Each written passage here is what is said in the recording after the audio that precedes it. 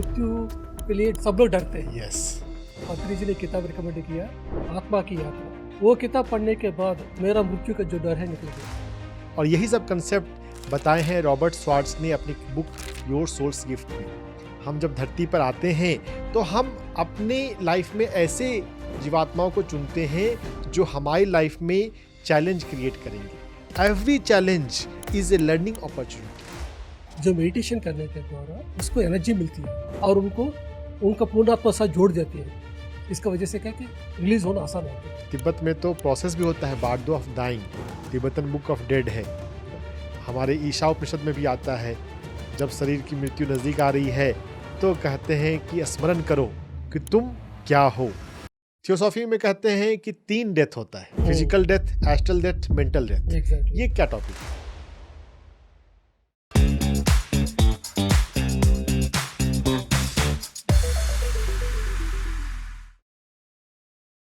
आज के एपिसोड में हम जानेंगे death, soul journey, life after death और चक्रास के बारे में। लाइफ आफ्टर डेथ, मृत्यु के बाद जीवात्मा के साथ क्या होता है, इस पर पति सर ने क्या सिखाया है और आपके अनुभव, इसके बारे में सर बताइए। वेरी नाइस, बहुत इंटरेस्टिंग टॉपिक लेके आया। हमारा पिछले एपिसोड तो बहुत अच्छा रहा, शाकाहार के बारे में, ध्यान के बारे में, पिरामिड शक्ति के बारे में। डेफिनेटली ये टॉपिक सब लोग को जानने का ज़रूरत है, लाइफ आफ्टर डेथ के बारे में। क्योंकि जब तक ये नहीं चाहेंगे तब तक क्या है कि मृत्यु के लिए डरते हैं, सब लोग डरते हैं। यस। लेकिन मैंने जैसे पीएसएससी में आया हूँ, पत्री जी ने किताब रिकमेंड किया, पीटर रिचेलू का ये सोल जर्नी, इसको मैंने हिंदी में ट्रांसलेशन करवाया था। वो किताब पढ़ने के बाद मेरा मृत्यु का जो डर है निकल गया। तभी मुझको समझ में आ गया है कि मृत्यु एक खामा है, वो पुलिस स्टॉप नहीं है। तो वो किताब क्या है कि बहुत अच्छी तरीके से एक्सप्लेन किया था। भगवत गीता भी बता रहा था तुमको मृत्यु नहीं है, तुम हमेशा आत्मा है। लेकिन जो आजकल जो बुक्स आया है, ये सभी बुक्स क्या है कि बहुत अच्छी तरीके से हमको बताया। जैसे जीवात्मा जगत का नियम, खुर्शीद भावनगिरी जी का किताब है, दीपक चोपड़ा का लाइफ आफ्टर डेथ किताब है। ये सभी बुक्स पढ़ने के बाद क्या है कि लाइफ आफ्टर डेथ का बहुत सारे बुक्स में पढ़ा हूँ, इसकी वजह से बहुत क्लैरिटी आया। और पत्री जी ने 18 आदर्श सूत्र में ये बताया है कि हमको कोई कर्मकांड नहीं करना चाहिए।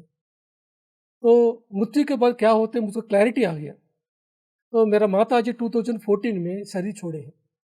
उस समय मैं कोई कर्मकांड नहीं किया हूँ, क्योंकि प्रैक्टिकल होना है, हमको 18 आदर्श सूत्र को फॉलो करना है। मैंने फॉलो किया। सब लोगों ने बताया है कि आप कर्मकांड करो, ऐसा होते ऐसा होते। मैं बताया हूँ, उसको क्लैरिटी है मौत के बाद क्या होते हैं। तो मौत के बाद है जो एस्ट्रल बॉडी है वो चली जाती है, अपना जगह पे चली जाती है। जो कि इतरिक बॉडी है मौत के बाद 2 दिन तक रहेगा। लेकिन जो आत्मा है अटैचमेंट के साथ रहेंगे, वो आत्मा धरती में रहेगी। जिसको ज़्यादा रिलेशनशिप में है, जिसका हस्बैंड के साथ है, बच्चे के साथ, या प्रॉपर्टी के साथ है, प्रॉपर्टी के साथ में है, इसका तरह का लोग को क्या होते हैं कि वो लोग रह जाते हैं। लेकिन बाकी लोग हैं, थोड़ा बहुत भी वो लोग अगर भक्ति मार्ग में है, कुछ है लाइफ आफ्टर डेथ में, जीसस है, अल्लाह है, शिव है, ऐसा सोचा है, तो वो लोग धरती से निकल जाते हैं। तो हम कर्मकांड करने तो द्वारा कोई फ़ायदा नहीं है, ये समझ में आया। हम ध्यान करना चाहिए, समझ में आया। तो हमने मेरे माता जी का शरीर को लेके गया शमशान में। हमारा जितना मित्र आया, मेरे मेडिटेशन जो करते हैं, वो सब हम लोग मिलके उधर उस लाश के सामने बैठकर हम ध्यान किया है। और बिल्कुल मुझको रोने का नहीं आया, क्योंकि मृत्यु नहीं होते हैं, ये पता है। तो हमको फिर उसके बाद मैं देखा हूँ कि नेक्स्ट संडे कब आ रही है, 1 हफ्ते के बाद। फिर नेक्स्ट संडे को सभी रिश्तेदार को बुलाया, सब लोग आया है, सब लोग मिले हैं। उस समय में एक बैनर बनाया था, उसमें क्या है कि भूलोक यात्रा का समाप्त दिन, भूलोक यात्रा परिपूर्ण दिन। तो ऐसा मैं टाइटल रखा था। तो सब लोगों ने क्या पूछा है, ये क्या है कि भूलोक यात्रा हो गया, वो अपना जगह पे गया है। तो उन्होंने बहुत कंप्लीट किया मेरे माता जी ने। ऐसा बताते हुए 2 सीनियर मास्टर को बुलाया मैं, उन लोगों के द्वारा लाइफ आफ्टर डेथ क्या होते हैं, ये सब्जेक्ट मेरा सभी रिश्तेदार को सिखाया। उसके बाद सब लोगों को खाना खिलाया, 2 बुक्स सब लोगों को गिफ्ट दिया हूँ। एक मेडिटेशन कैसे करना है, एक शाकाहार के बारे में। ये दोनों किताब सब लोगों को दे दिया हूँ। और कुछ रिश्तेदार है, ऐसा तुम क्या कर रहे हैं, क्या कर रहे हैं? उन लोगों को बोला है कि थोड़ा ठीक है, आपके लिए कुछ गिफ्ट दे दें उनको, इसलिए वो लोग भी चुपचाप रहे। तो हमको पता है लाइफ आफ्टर डेथ क्या होता है, क्योंकि मैंने भी कुछ इंसिडेंट्स देखा था। क्या देखा था कि एक अपार्टमेंट है हमारा, उस अपार्टमेंट में जहाँ हम पहले रहते थे, उस अपार्टमेंट का जो मालिक थे, उन्होंने एक इमली का बिजनेस करता था वो। हम्म। उसके बाद पहले करता था, बाद में एक कपड़े का दुकान में आ गया, उसने अपार्टमेंट बनाया, उस पे हम रेंट रहता था। तो उनका सभी 3 बेटे हैं, वो सब लोग एक जगह पे रहते थे, एक ही फ्लैट में रहते थे। बहुत कंजूस बंदा था। तो मैं उसको बोलता था कि इतना पैसा कमा के क्या करेगा तुम? साथ में लेके जाएगा क्या? तो अपना बस सभी बेटे को 3 फ्लैट दे दो, कहता था मैं, लेकिन वो सुनता नहीं था। लेकिन अचानक क्या है कि मैं देखा हूँ कि अपार्टमेंट के बाहर उनको शरीर को बाहर रखा था। मृत्यु का दिन आ गया उसको, लास्ट मोमेंट में था। तो सबके पास खबर पहुँच गया, उनका बेटी के पास, तीनों बेटे के पास, सबके पास पहुँच, सब लोग आ गया। और और 2 मिनट में शरीर छोड़ेंगे वो। सब लोग वेट कर रहे हैं कि पिताजी आँखें खोलेंगे। जब उन्होंने आँखें खोल के देखा है तो सब लोग खड़े हैं, 3 बेटे खड़े हैं, बेटी खड़ी है, सब रिश्तेदार खड़े हैं। मैं देख रहा था कि ये क्या बात करेंगे, लेकिन उन्होंने क्या बात की है पता है आपको? उन्होंने बोल रहा है कि आप सब लोग इधर क्या कर रहे हो? दुकान में कौन देखभाल कर रहा है? आखिरी घड़ी में भी उसे उन्हें चिंता है कि दुकान पे कैसा चल रहा है। उसके बाद उन्होंने, वो सब लोग देख रहे थे, ये क्या बात कर रहे हैं? पिताजी तो शायद जाने वाला है। 2 मिनट के बाद शरीर छोड़ दिया उन्होंने। तो अभी बताइए आप, अभी शरीर छोड़ने के बाद वो कहाँ रहेंगे? उस दुकान में। उसी दुकान में रहेंगे, क्योंकि उनको मृत्यु के बाद जीवन होती है, बहुत सारा लोग होती है, ये जानकारी नहीं है। सिर्फ शरीर ही जीवन बोल के समझ के बैठे हैं। इसी की वजह से उनको मृत्यु के बाद भी उधर ही रहेंगे। अर्थ बाउंड स्पिरिट वो वहीं से बन जाते हैं, वहीं से वहीं चिपक के रह जाते हैं। और ऐसे ही आत्माओं का रिलीज करना बाद में जो लाइट वर्कर होते हैं, जो स्पिरिट गाइड होते हैं, उनके लिए काफ़ी मेहनत का काम हो जाता है वैसे लोगों को वहाँ से छुड़वाना। जितना भी हमारा ब्राह्मण लोग हैं जो कर्मकांड कर रहे हैं, और मेडिटेशन में क्या होता है दोनों का डिफरेंस? जो कर्मकांड में एक्चुअली क्या है कि उसमें भी क्या है कि सही ब्राह्मण है। ब्राह्मण मतलब कौन है? जिसका पास ब्रह्म ज्ञान है, जो ध्यान किया है। अगर वो व्यक्ति है, उन्होंने लाइफ आफ्टर डेथ, किसी की मौत होने के बाद अगर उन्होंने एक मंत्र के द्वारा उन्होंने पढ़े हैं तो एक एनर्जी रिलीज होती है। इस एनर्जी की वजह से क्या है कि वो सोल को, जो एर्थ बोन्ड सोल है, उसको एनर्जी मिलती है। इसकी वजह से ऊपर जाएगा। ध्यान में क्या होती है? वो खुद ध्यान करके ऊर्जा को पाके रिलीज हो जाएंगे। लेकिन आजकल जो ब्राह्मण है, उनको वो लोग ना ध्यान किया है ना ब्रह्म ज्ञान है। वो लोग सिर्फ, पिताजी ने किया तो वो भी लग गए उस कर्मकांड में, कोई नॉलेज तो है नहीं। तो वो जो एनर्जी है वो कम है। उस समय जो कर्मकांड करते हैं, उस समय एनर्जी कम होने की वजह से वो अर्थ बोर्न सोल रिलीज नहीं होती है। लेकिन जो मेडिटेशन करने के द्वारा हम क्या होते हैं कि वो उसको एनर्जी मिलती है अर्थ बोर्न सोल को, और उनको उनका पूर्णात्मा साथ जोड़ देते हैं। इसका वजह से क्या है कि रिलीज होना आसान होता है। हमने देखा था कि बहुत सारे मेडिटेटर्स हैं जो ध्यान करने के समय में उन लोगों के पास अर्थ बोर्न सोल्स आते हैं, क्योंकि मेडिटेटर के पास लाइट दिखाई देते हैं। हाँ, उनके पास जाएंगे तो हमको रास्ता दिखा सकते हैं ऊपर जाने का। ऐसा आने वाला सिचुएशन मैं बहुत सारे मेडिटेटर से सुना हूँ। वो लोग क्या करते हैं, अच्छा तुम आया है ध्यान में बैठो, तो ध्यान में बैठेंगे तो ऑटोमेटिक रिलीज हो जाएंगे। लेकिन उधर जो मेडिटेशन करने वाला वो डरना नहीं चाहिए। और उसको बोलना चाहिए जो आया है कि तुम ध्यान में बैठो।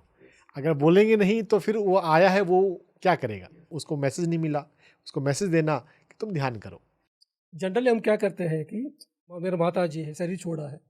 जब मैं मेरा माता जी को मैं देख रहा हूँ तो उस समय तो मेरा माता जी के रूप में देख रहा हूँ। वो फिजिकल बॉडी को छोड़ दिया, छोड़ने के बाद शरीर में नहीं है, ना फिजिकल मास्टर बन गया। लेकिन अगर वो मेरे पास आई है घर में, तो उस समय उनको देख के मैं डर जाता हूँ, भूत आया है सोच के। मेरा माता जी है। ऐसे सबके घर में क्या हो रहा है, ये अज्ञानता की वजह से जो हमारा रिश्ता है, वो लोग क्या होते हैं कि हमारे घर में आएंगे हमको देखने के लिए, लेकिन उनको देख के भूत आया है सोच के जा रहा है। लेकिन हम उसको डरने की जरूरत नहीं है। उनको ये फिजिकल बॉडी नहीं है, जैसे कपड़ा नहीं है, लेकिन बाकी बॉडी से उनको। ये डरना तो ध्यान में सबसे ज़्यादा नुकसानदायक होता है। कभी भी डरने की ज़रूरत नहीं है। अगर आप नहीं डरते हैं तो आपके स्पिरिट गाइड या कोई गुरु या पत्री जी आपको बता देंगे कि क्या करना है। जब डर जाते हैं तो हमारी एनर्जी श्रिंक हो जाती है और जो करना चाहिए वो भी नहीं कर पाते। तो डरना मना है, डरना नहीं है, समझना है और आगे बढ़ना है। तो सर आप बोल रहे हैं पूर्णात्मा, कि पूर्णात्मा से जुड़ जाओ, ये पूर्णात्मा क्या होता है? जैसे ये शरीर के लिए माता पिता होते हैं, पूर्णात्मा आत्मा के लिए माता पिता है। आत्मा के लिए कोई स्त्री और पुरुष नहीं होते हैं, वैसा ही जहाँ से हम आया है वो पूर्णात्मा है, ओवर सेल्फ। वो सेल्फ कहते हैं। तो आपने अभी लाइफ आफ्टर डेथ के बारे में बताया था।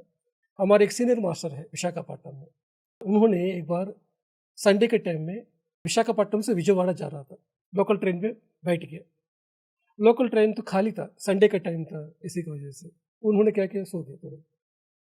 थोड़ी देर के बाद देखा है तो उनका सर के पास 2 बंदे बैठे हैं, पैर के पास 2 बंदे बैठे हैं, ऊपर लोग बैठे हैं। पूरा ट्रेन खचाखच भर गया।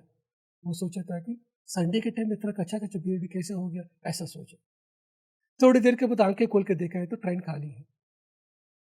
उन्होंने जब आंखें बंद किया था, उन्होंने क्या देखा, ये एक्टिव बोर्ड सोल को देखा। हर दिन जो ऑफिस में काम करते हैं वो लोग लाइफ आफ्टर डेथ के बाद भी ऑफिस में उसी ट्रेन में जा रहा है, उसी ट्रेन में वापस आ रहा है। क्योंकि 40 साल के लिए एक ही ऑफिस में काम कर रहा है, एक ही ट्रेन में जा रहा है, तो मौत के बाद भी क्या हो रहा है, वही में रह गया। इसलिए पत्री जी कहते हैं कि ब्रेक द रूटीन, ध्यान करो, ध्यान करेंगे तभी हमको मौत के बाद भी ऊपर लोग होती है। इसलिए आदि शंकराचार्य जी ने हमको कहा, भज गोविंदम भज गोविंदम गोविंदम भज मोड़मते संप्राप्ते सन्निहित काले, नज़दीक के समय आएगा तुमको कोई रक्षा नहीं करेगा। ये सब लोग क्या है कि अच्छा जॉब करना सोच रहा है, लेकिन मौत कैसे जाना है, कैसे शरीर छोड़ना है, मृत्यु के बाद क्या होते, ज्ञान नहीं था। इसी की वजह से क्या हो गया कि अर्थबोर्ड सोल के जैसा रह गया। कहीं ना कहीं दिन में उनको ज्ञान आएगा, हम तो इधर रहना नहीं है, हम बॉडी में नहीं है। उनको पता भी नहीं कि हम बॉडी में नहीं है। तिब्बत में तो प्रोसेस भी होता है, Bardo of dying, Tibetan book of dead है ना। हमारे ईशा उपनिषद में भी आता है, जब शरीर की मृत्यु नज़दीक आ रही है तो कहते हैं कि स्मरण करो कि तुम क्या हो, है ना, तुम शाश्वत चेतना हो, ब्रह्म हो, है ना। हाँ, शरीर 5 तत्वों से बना है तो शरीर तो गिरेगा, शरीर मरेगा। अपने शाश्वत स्वरूप को स्मरण रखो और अपने कर्मों को भी जानो कि तुमने कौन से कर्म किए हैं। जो कर्म किए हैं उसका फल तो भोगना ही है, कर्म के फल से कोई बच नहीं सकता। तो बताइए कि मृत्यु के बाद जब एस्ट्रल वर्ल्ड में सोल जाती है तो थियोसॉफी में कहते हैं कि 3 डेथ होता है, physical death, astral death, mental death. ये क्या टॉपिक है? जैसे पूर्ण आत्मा से हम लोग आया है, हम है कहाँ हैं, हम है जनालोक में है। पूर्ण आत्मा रहती है सत्यलोक में। सत्यलोक में रहा हुआ पूर्ण आत्मा ने अपना अंदर से एक अंशात्मा को प्रवेश करवाती है जनालोक में। उसके बाद जो जनालोक में आया अंशात्मा है वो भी क्या करेगा कि उनका अंदर से भी एक जीवात्मा को धरती में भेजती है। जो जीवात्मा धरती में आती है उन्होंने 3 शरीर को पहन के आते हैं, कारण शरीर, सूक्ष्म शरीर, भौतिक शरीर। ये तीनों शरीर को पहन के आते हैं। फिर जहाँ से हम आया है उधर जगह जाने के लिए हमको क्या करना चाहिए, 3 वस्त्र को पहन के आया, तो 3 वस्त्रों को हमको छोड़ेंगे तो हम हायर सेल्फ में हम पहुँचेंगे, हमारा जो जनालोक में रहा हुआ अपना सेल्फ के पास पहुँचेंगे। ये है मृत्यु होने के बाद हम फिजिकल बॉडी को छोड़ते हैं, लेकिन कहाँ रहेंगे, हम एस्ट्रल वर्ल्ड में रहेंगे, सूक्ष्म लोकों में। सूक्ष्म लोक क्या है, भ्रम का लोक है। जैसी हमारी सोच होती है वैसा हेवन और हेल हम बना लेते हैं। लेकिन उधर से भी उन लोगों को ज्ञान आएंगे। उस समय मैं इधर से नहीं आया हूँ, मैं अगले जन्म में जाना है, जब सोचेंगे तो अगले जन्म जब प्लान करने के समय में फिर कारण लोक में जाएंगे। फिर उस समय फिर नया कारण से नया प्लान कर कर फिर धरती में आना तो पड़ेगा। कारण लोक में लाइफ रिव्यू होता है। एग्जैक्टली। सारे जो हमारे जो कर्म होते हैं, हर एक जीवात्मा क्या क्या सोचा है लाइफ रिव्यू के दौरान, वो टॉपिक भी आते हैं। हमने कैसे कर्म किए, कितना हमने प्यार दिया, कितना अपने पर्पस को समझ के अपना जीवन जिया, या बस खाने पीने सोने में ही ज़िंदगी गुजार दी। अगर खाने पीने में सोने में ज़िंदगी गुजार दी ही तो फिर रिग्रेट होता है। लाइफ रिव्यू के दौरान कारण लोक में पश्चाताप करते हैं। फिर वहाँ पर जो मास्टर्स हैं वो बोलते हैं कि घबराओ मत, फिर मौका मिलेगा अगले जन्म का, है ना। हाँ, ये मौका चूक गया। और बहुत सारे फिर से भूल जाते हैं, है ना। हमारे 3 फिजिकल, एस्ट्रल और कॉजल, ये 3 शरीर हैं, है ना। इन 3 शरीर के बारे में तो हमें कम से कम समझना ही चाहिए। वो लोग ध्यान नहीं करेंगे तब तक क्या करना पड़ेगा कि हम 400 जन्म के लिए आना पड़ेगा, फिर काजल वर्ल्ड में जाना है, फिर धरती में पैदा होना पड़ेगा, ऐसा पुनरअपि जननम पुनरअपि मरणम आएगा। लेकिन जिस समय वो आत्मा को ध्यान आएंगे उस समय वो आत्मा जनालोक से महालोक का प्रमोशन हो जाएंगे। थोड़ा ध्यान करेंगे तो महालोक में प्रवेश हो जाएंगे, महात्मा बनेंगे। अच्छा ध्यान किया उन्होंने, जीवन भर ध्यान किया, उस समय उनको तपोलोक में प्रवेश होंगे। जो तपोलोक में प्रवेश की आत्मा है, पूरा तरीके ध्यान करने के बाद एक टीचर के रूप में आपका जैसा जो पिरामिड मास्टर से सब लोग कहाँ से आया, ये तपोलोक से आया। इस बार वो लोग कैसे आया, सबको टीचर बनने के लिए आया। जितना भी PSSM में पिरामिड मास्टर से ये सब लोग इस बार पिछले जन्मों में ध्यान कर कर इस बार ध्यान सिखाने के लिए ये धरती में आया। इस बार टीचिंग कर कर पूरा बोधिसत्व का रूप में रहकर पूरा अपने बारे में जानकर उसके बाद बुद्ध स्थिति में आएंगे, वो पूर्णात्मा स्थिति में पहुंचेंगे, सत्यलोक में पहुंचेंगे। इतना बड़ा जर्नी है हमको, इसलिए ध्यान हमारे जीवन में बहुत इंपॉर्टेंट है। हमको ये पुनरअपि जननम पुनरअपि मरणम से बचना है तो ध्यान के अलावा कोई रास्ता ही नहीं है। मेडिटेशन और सर्विस, तो सर्विस करने से हमारा किस शरीर के तल पे क्या डेवलपमेंट होता है और हम कौन से लोग में पहुंचते हैं? पत्री सर ने इसके बारे में क्या बताया है कि ध्यान करेंगे तो हम आज्ञा चक्र तक पहुंचेंगे। आज्ञा चक्र से सहस्रार में पहुंचना है, दैट मीन्स तपोलोक से सत्यलोक में पहुंचना है। जो लोग आज्ञा चक्र तक पहुंचे हैं ये लोग तपोलोक तक पहुंचेंगे। जो 5th चक्र में है, विशुद्ध चक्र में है, ये लोग महालोक तक पहुंचेंगे। जो 4th चक्र में है, अनाहत चक्र में है, ये लोग जनालोक तक पहुंचेंगे। तो जो अच्छा साधना किया, ध्यान साधना किया है, वो लोग तपोलोक तक पहुंच गए, लेकिन फिर भी जन्म लेना पड़ेगा। इसके बारे में भगवद गीता में श्री कृष्ण ने बताया, आ ब्रह्म भुवनार लोक पुनरावर्तितो अर्जुन मामुपैति कौन्तेय पुनर्जन्म न विद्यते। तुम ब्रह्मलोक भी पहुंच गया, फिर भी तुमको धरती में आना पड़ेगा। अगर तुम सत्य को पूरी तरह से नहीं जानेंगे तब तक आना पड़ेगा। लेकिन जिस लोक में मैं हूँ उस लोक में आने के लिए क्या करना पड़ेगा कि ध्यान को सिखाना पड़ेगा, सर्विस को करना पड़ेगा। तो ये आज्ञा चक्र है, 2 पेटल स्टेट है, ये है 1000 पेटल स्टेट है। 2 पेटल टू 1000 पेटल आने के लिए 500 टाइम्स मोर नॉलेज चाहिए। ये कैसे मिलेगा? सर्विस करने के द्वारा, टीचिंग करने के द्वारा। इसलिए पत्री जी क्या कह रहे हैं कि अब ध्यान शुरुआत किया तो ध्यान भी करते रहो, सेवा भी करते रहो, दोनों करेंगे द्वारा क्या होते हैं। अभी आप 5th चक्र में है, आप इसको भी पार करेंगे, इसको भी पार करेंगे। पत्री जी ने बहुत शॉर्टकट दे दिया हमको। भगवद गीता में यह बात आती है, सर्वभूत हिते रता, 5वें अध्याय में, अगर हम सभी का कल्याण कर रहे हैं, सभी को ध्यान सिखा रहे हैं, तो हम पहुंच जाएंगे सहस्त्रार चक्र की स्थिति में, सत्यलोक में। चक्रास होते हैं ये सभी हमको जानते हैं, लेकिन एज ए फिजिकल प्लेन में हमारा फिजिकल बॉडी को अगर काटेंगे तो चक्रास दिखाई देते हैं क्या? नहीं, अगर जो चक्रास हैं वो फिजिकल बॉडी में तो नहीं है। फिजिकल बॉडी को काटने पर चक्रास दिखाई नहीं देते हैं, इवन MRI स्कैन पे दिखाई नहीं देते हैं। अभी साइंस उतना डेवलप नहीं हुआ है कि वो एनर्जी को समझ सके, पकड़ सके। हमारे शरीर में ऊर्जा बहती है, यह तो साइंस मानता है, लेकिन ये ऊर्जा कैसे बहती है, ऊर्जा का क्या बहने का फ्लो है, इसके बारे में जो मेरिडियन का, नाड़ियों का सिस्टम है, एक्यूपंक्चर में थोड़ा सा है, लेकिन वो मेन स्ट्रीम साइंस में मेरिडियन के एग्जिस्टेंस को भी पूरी तरह नहीं माना जाता है।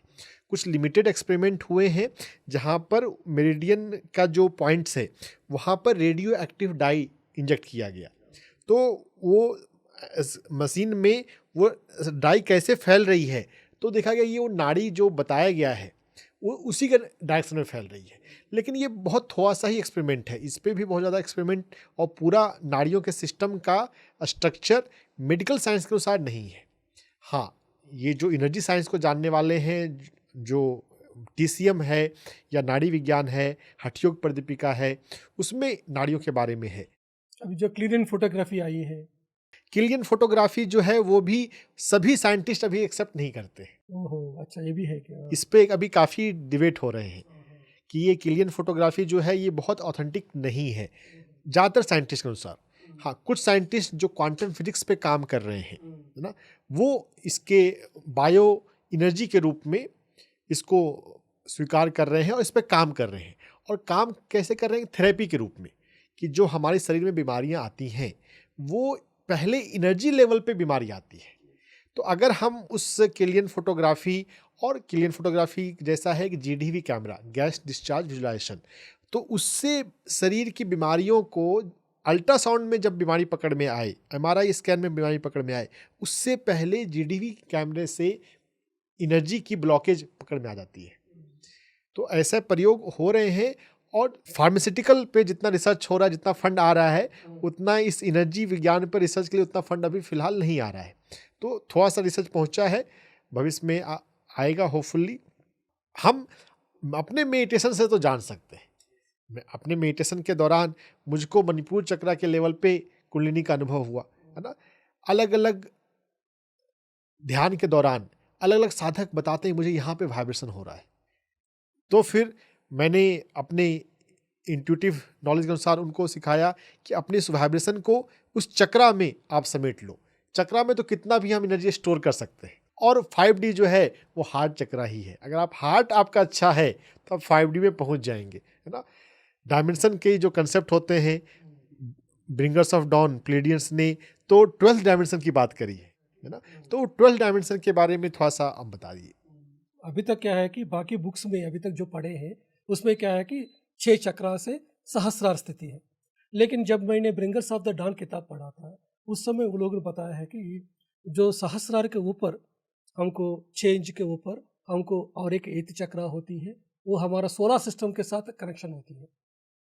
उसके बाद ऊपर में और देखेंगे तो हमको ये गैलेक्सी के साथ कनेक्शन होती है, और उसके ऊपर जाएंगे तो हमको पूरा यूनिवर्स के साथ कनेक्शन होती है, और 12th चक्रा में जब जाएंगे तो कॉस्मोस के साथ हमारा कनेक्शन होती है। तो जैसे ब्रिंगर्स ऑफ द डॉन कहते हैं कि हमारा अभी जो साइंस हमको क्या कहते हैं कि अभी तक हमको 2 डीएनए है, डबल हेलिक्स डीएनए है, 2 स्टैंडर्ड डबल हेलिक्स डीएनए है। लेकिन पहले हमको 3 लाख साल के पहले हमारे पास, सबके पास तो क्या है कि 12 डीएनए था। लेकिन बाद में जो कुछ फोर्सेस आया धरती में, वो लोगों ने हमारा जो डीएनए है वो कट किया है। वो कट करने की वजह से क्या हुआ, अभी हम 2 डीएनए में पहुंच गए। ये 2 डीएनए के रहने की वजह से हम, हमारा जो जीवन क्या सोच रहा है कि सर्वाइवल मोड में है। सब लोग अभी देखा गया तो दुनिया में सब लोग क्या है कि खाने के लिए भाग रहे हैं। ये पेट कैसे पालना है, कैसे पढ़ाई करना है, जॉब लेना है, शादी करना, बच्चे को पैदा करना, उतना तक ही सोच रहे हैं। लेकिन हमारा एग्जिस्टेंस क्या है, हम कहाँ से आया, कहाँ तक जाएंगे, ये यूनिवर्स में लाइफ आफ्टर डेथ होते हैं कि नहीं है, इसका बारे में सोच नहीं पा रहा। क्योंकि बिकॉज ऑफ दिस 2 डीएनए। लेकिन जिस समय हमको ये ज्ञान आएंगे, हम ध्यान, स्वाध्याय, सज्जन संगत करेंगे, जितना अंडरस्टैंडिंग हमारा डेवलप होता रहेंगे, हमारा डीएनए भी क्या हो गया, एक्टिव होना शुरू हो गया। तो एक्टिव होते होते हमारा बाकी जो 12 चक्रा जो बताया वो सभी एक्टिव हो जाएंगे, तब ऑटोमेटिक हम 12th डायमेंशन का बीइंग बन जाएंगे।